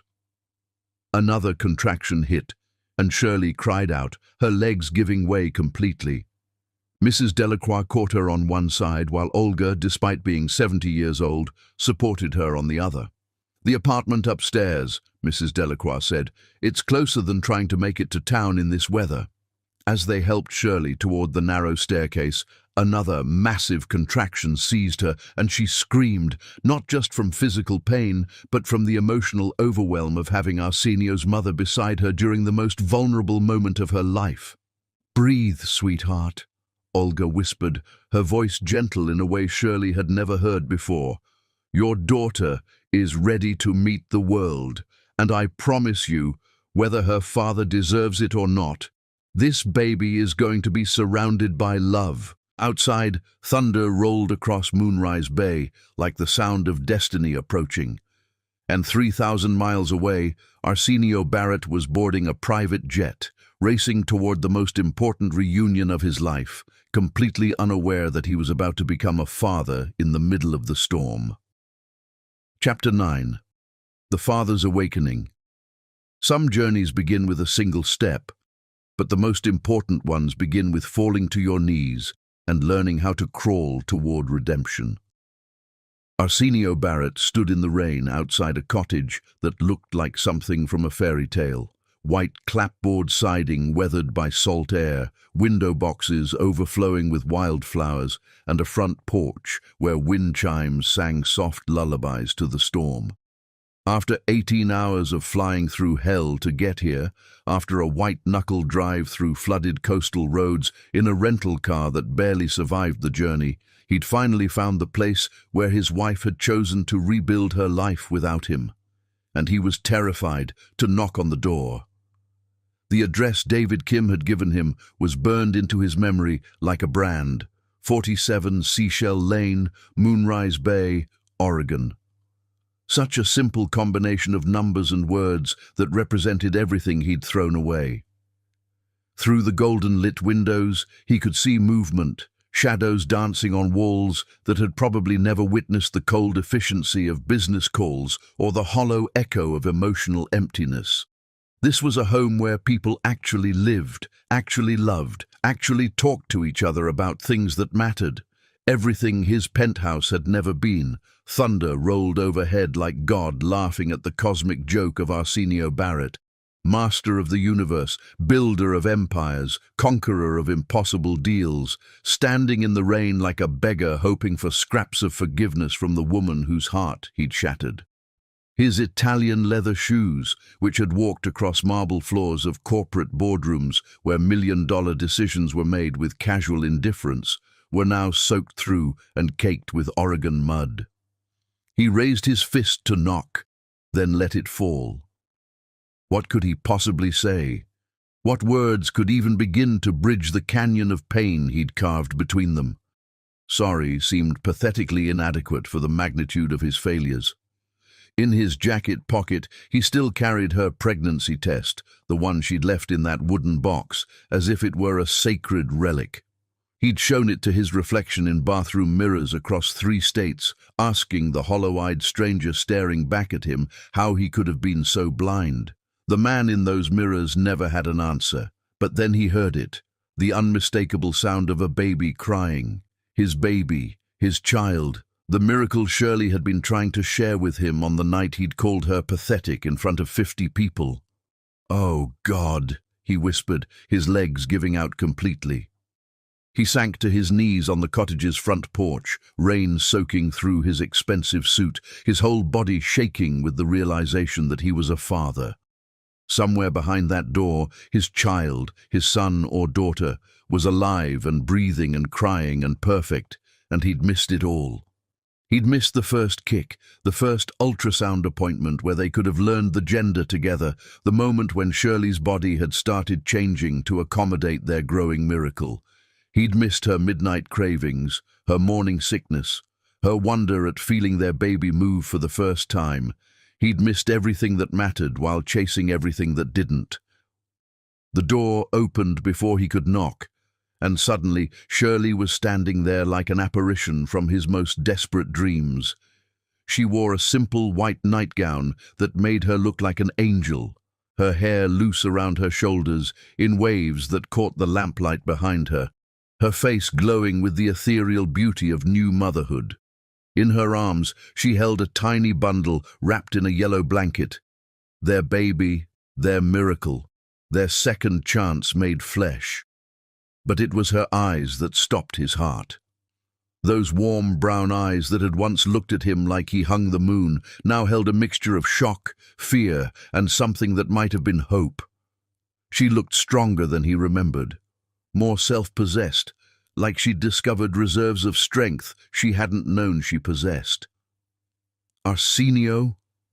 Her voice was barely a whisper, like she couldn't quite believe he was real. He looked up at her from his knees, rain and tears making it impossible to see clearly, and tried to find words that could encompass the enormity of what he felt: love, regret, wonder, terror, hope. Emotions crashed through him like tsunamis, each one powerful enough to drown him completely. The sophisticated vocabulary that had closed billion-dollar deals and convinced investors to part with their money completely deserted him. "I'm so sorry," he managed, his voice breaking on every syllable. "Shirley, I'm so sorry for everything. For not seeing you, for not loving you the way you deserved, for saying those terrible things, for missing this moment, for—" "Stop," she said softly, and his heart nearly stopped beating. Was she going to send him away? Was he too late? Had he destroyed everything so completely that not even the birth of their child could bridge the gap between them? But then she did something that changed everything. She stepped aside, opening the door wider. "You're soaking wet," she said quietly, her voice carrying a gentleness he didn't deserve. "Come inside and meet your daughter." Daughter. The word hit him like lightning, illuminating his entire world in a single brilliant flash. He had a daughter, a little girl, who would probably have his eyes and her mother's heart, who would need him to be better than he'd ever been before, who would judge him not by his bank account, but by his presence at her bedside when she had nightmares. Arsenio rose on shaking legs and followed Shirley into the cottage that felt more like home in 30 seconds than his penthouse had in 3 years.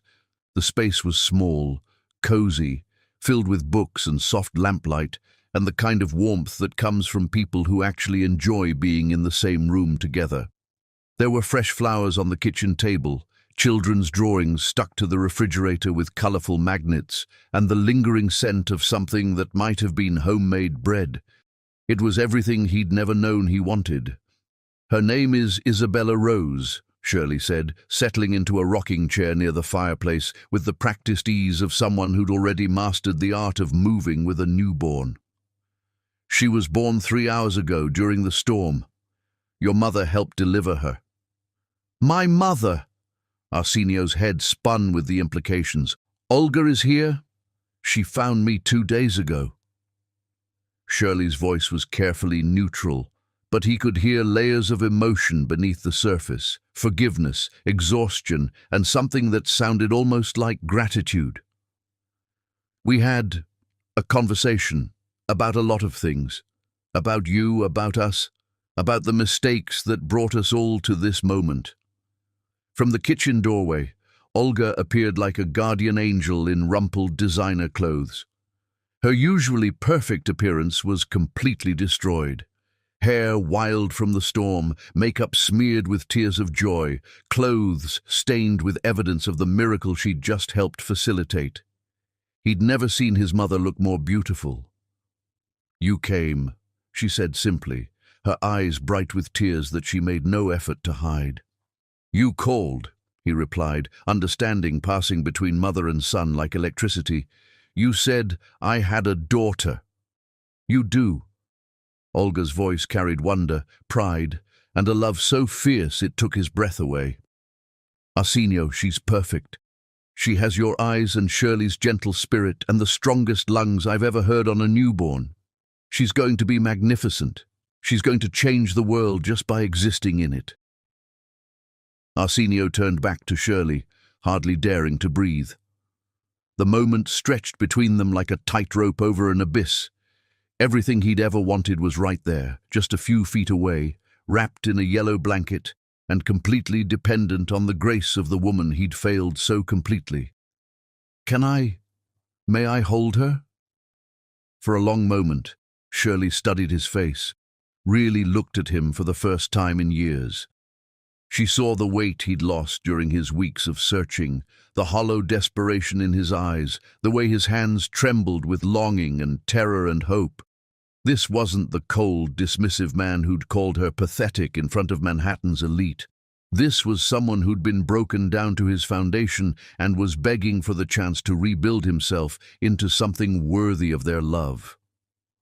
"Sit down," she said finally, indicating the chair beside her with a gesture that felt like absolution. "Support her head like this. She's stronger than she looks, but she's still so new to this world." With infinite care, Shirley transferred their daughter into Arsenio's arms for the first time. The baby felt impossibly light and impossibly precious, like holding distilled starlight or crystallized hope. Isabella rose, opened her eyes, those unmistakable green eyes that were a perfect mirror of his own, and stared up at her father with the serious concentration of someone deciding whether this strange new person was worth trusting. Time stopped. The storm outside, the complicated history between him and Shirley, the corporate conspiracy that had driven them apart. None of it mattered in the face of this tiny person who was 50% him and 50% the woman he'd never stopped loving, even when he'd forgotten how to show it. "Hi, sweetheart," Arsenio whispered, his voice rough with tears he didn't try to hide. "I'm your daddy. I know I missed your birth, and I'm sorry. I've missed so much already, but I'm here now. If you'll let me, if your mama will let me, I want to spend the rest of my life making up for lost time. I want to be the father you deserve, the man your mother fell in love with." Isabella Rose made a small sound, not quite a cry, not quite a coo, and her tiny fist wrapped around Arsenio's finger with surprising strength. The simple gesture hit him like a meteorite, reducing him to tears that came from a place deeper than regret, deeper than guilt. Pure, overwhelming, life-changing love. It was the kind of love that rewrote everything, that made him understand why people talked about their children as if they'd invented the very concept of devotion. This was what he'd been missing while chasing deals and profit margins.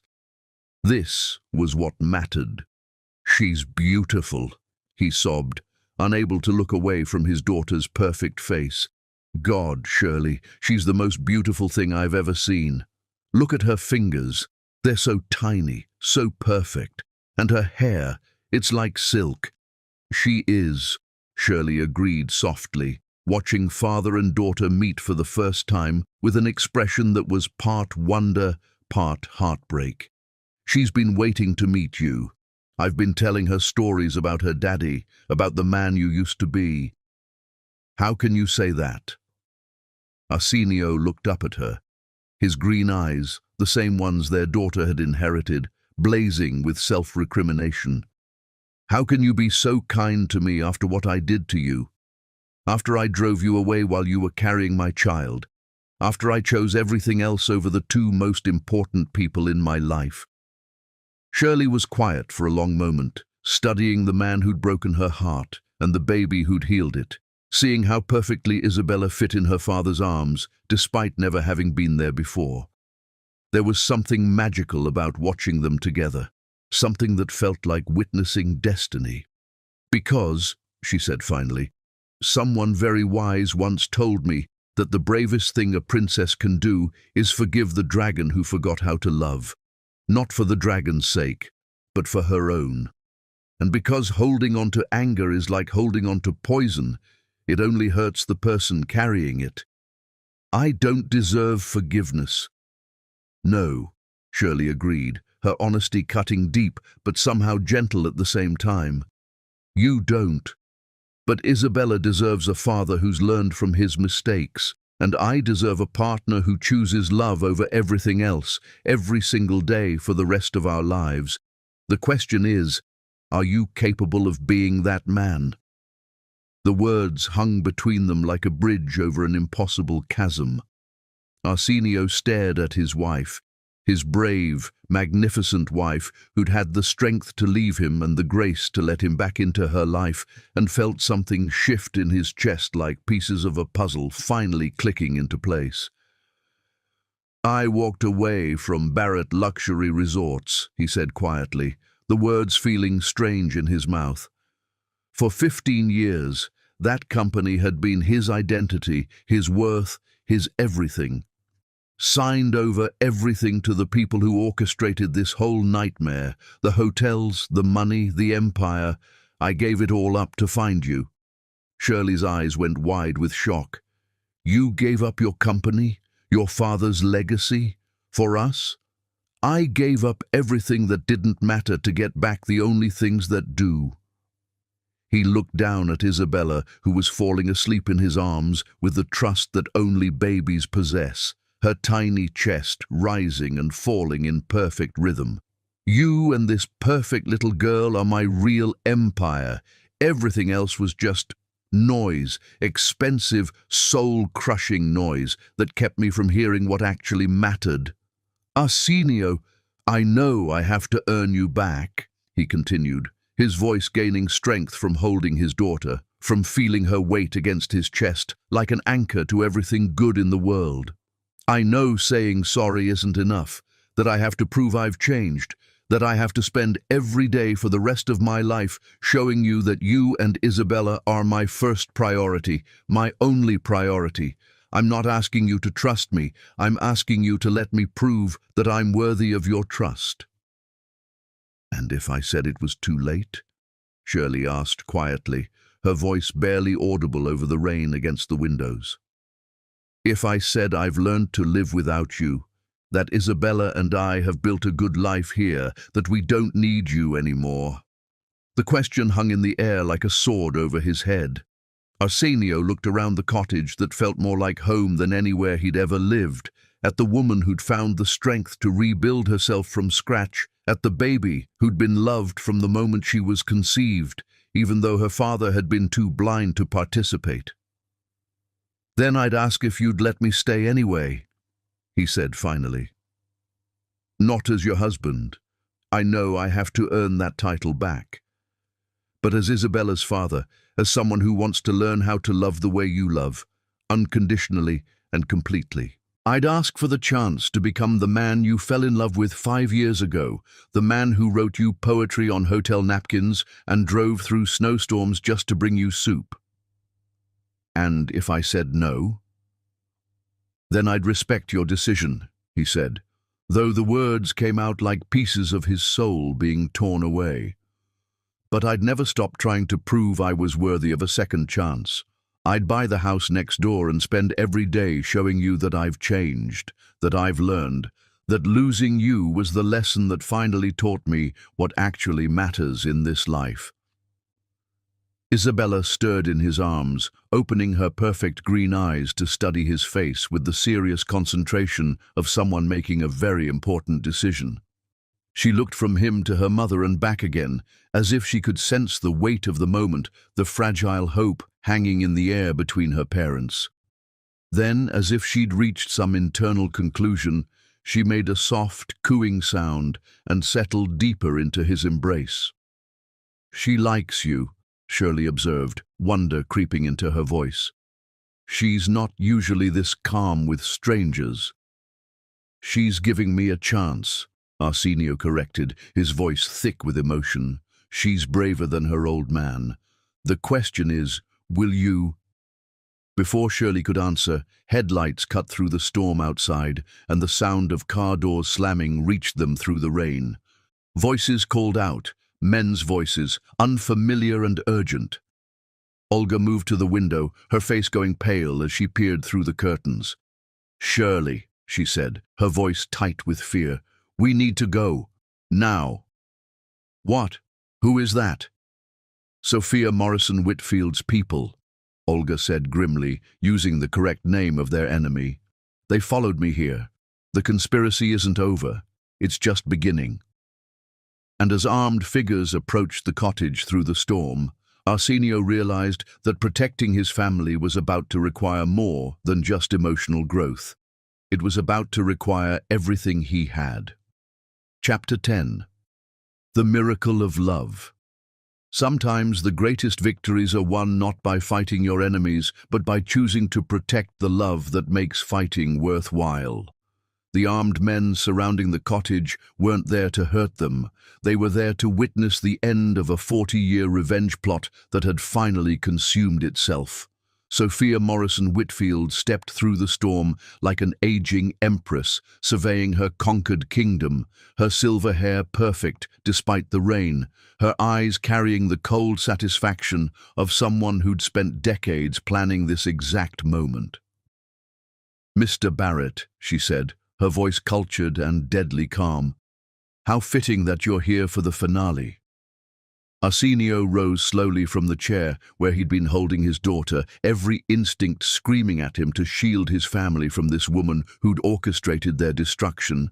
But Isabella Rose was sleeping peacefully in his arms, completely unaware that her first day of life was unfolding in the middle of a war that had begun before she was conceived.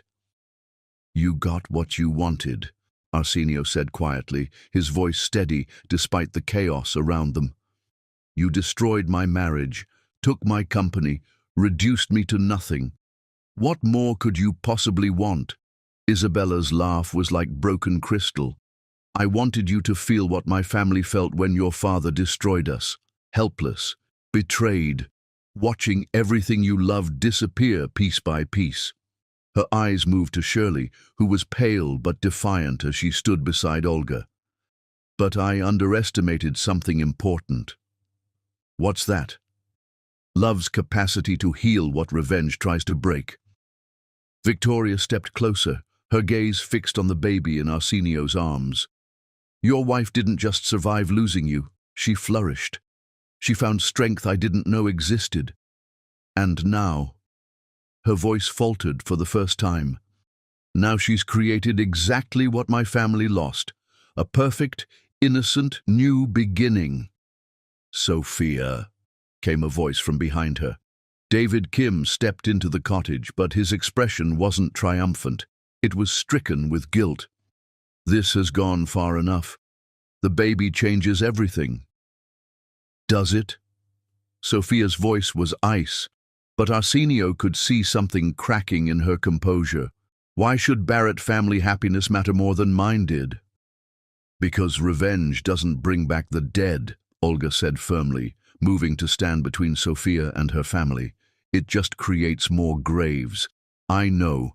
I spent 30 years poisoning my son's heart with bitterness about his father's enemies. Look what that wisdom accomplished."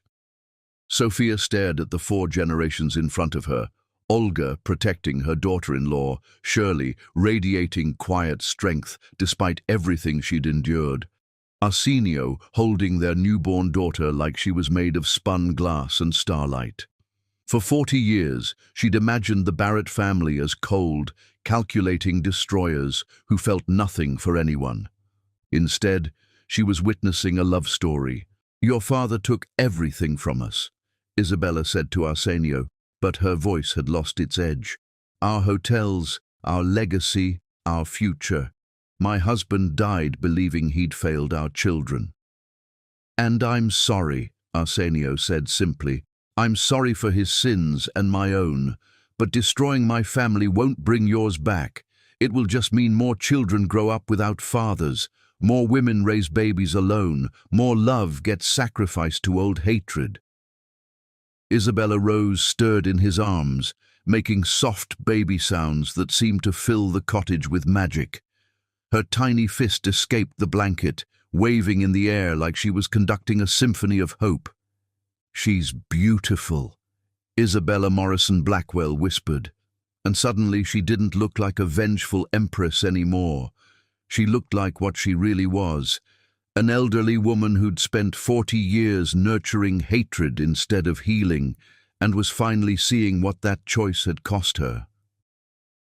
"Would you like to hold her?" Shirley asked suddenly, her voice gentle despite everything this woman had put them through. "I dot." Isabella's composure cracked completely. "I don't deserve to touch something so pure." "None of us deserve love," Shirley said quietly. "But we receive it anyway. That's what makes it a miracle." With trembling hands, Sophia took baby Isabella Rose into her arms. The moment their eyes met, Ancient green meeting brand new green. Something fundamental shifted in the cottage. 40 years of carefully constructed hatred crumbled like sandcastles before the tide. "She has his eyes," Sophia whispered, looking between the baby and Arsenio. "But her soul is pure light." "Love does that," Olga observed. "It creates light in the darkest places." "I wanted to destroy your family the way mine was destroyed," Sophia confessed, tears streaming down her cheeks as she held the sleeping baby. "But watching this little angel, knowing that my revenge brought her into existence, I can't. I won't."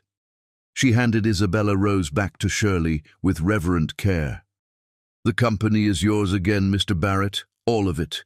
Consider it a baby gift from someone who remembers what it's like to love a child more than pride." "Keep it," Arsenio said without hesitation.